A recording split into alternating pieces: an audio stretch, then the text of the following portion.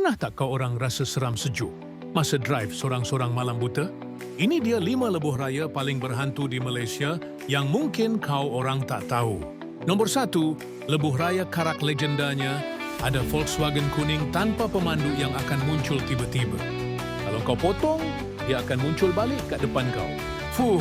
Nombor 2, lebuh raya utara selatan dekat Terowong Menora. Ramai cakap nampak kelibat budak sekolah melintas atau Pontianak terbang.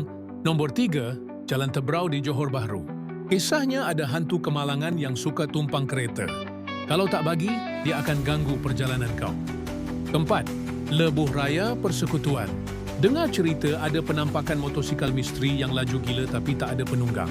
Dan akhir sekali, lebuh raya plus area Gua Tempurung. Kononnya, ada entiti menyerupai ahli keluarga kita duduk di sebelah. Jadi, kalau lalu sini, hati-hati ya. Jangan lupa subscribe untuk lebih banyak cerita macam ni. Jumpa lagi.